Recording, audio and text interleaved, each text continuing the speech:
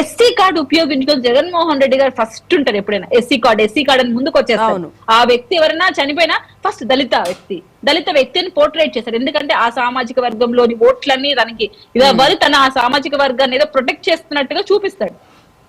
నిజంగా నీకు అది ఉంటే ఇప్పుడు ఈ పెద్ద ఆయన కోసం ఎందుకు ఒక మాట మాట్లాడలేకపోతున్నావు? ఎందుకు ఈ కేడర్లో ఒకరు ఈ పెద్ద ఆయన గురించి ప్రస్తావించలేకపోతున్నారు? అండ్ ఒక పాస్టర్ గతంలో చనిపోయారు, ప్రవీణ్ అనే వ్యక్తి. అవును, ఆ వ్యక్తి చనిపోతే ఎంత రచ్చ చేశారు మేడం.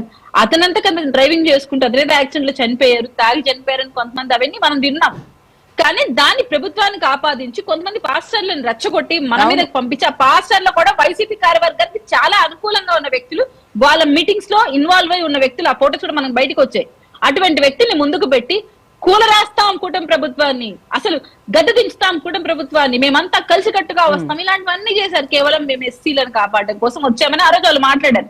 మళ్ళీ ఈ రోజు చనిపోయిన వ్యక్తి ఎస్సీని, ఎందుకు ఆయన కోసం మాట్లాడలేదు?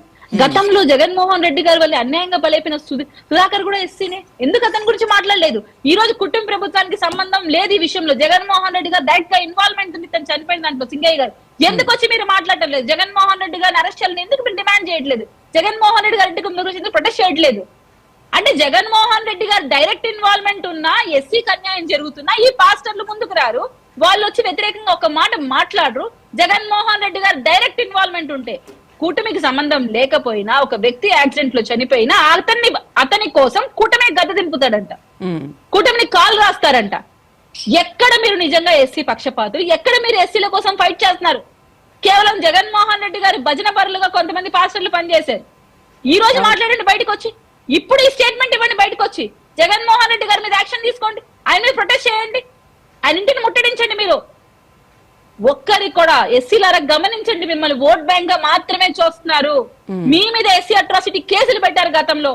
ఈ ప్రభుత్వం అలాంటి కక్షపూరిత రాజకీయం చేయట్లేదు. మీ పక్షాన్ని నిలబడుతోంది, ప్రజల పక్షాన్ని నిలబడుతుంది, సామాన్యుల పక్షాన్ని నిలబడుతుంది. ఇది ప్రజా ప్రభుత్వం, మీకోసం ఉన్న ప్రభుత్వం. ఇటువంటి వాళ్ళు ఎన్ని మా మీద చెప్పినా మేము సంక్షేమానికి అభివృద్ధికి కీలక పీట వేస్తూ అలాగే ముందుకెళ్తున్నాం.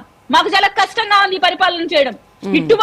ఇటువంటి సన్నాసుల్ని భరిస్తూ, వీళ్ళ హెరాస్మెంట్ మేము ఫేస్ చేస్తూ, వీళ్ళు ప్రజల్ని ఇబ్బంది పెడుతుంటే అక్కడ ఖండిస్తూ, మేము మాకు ఎంతవరకు మేరకు చేయగలుగుతాం అంతవరకు మించి మేము చేస్తున్నాం.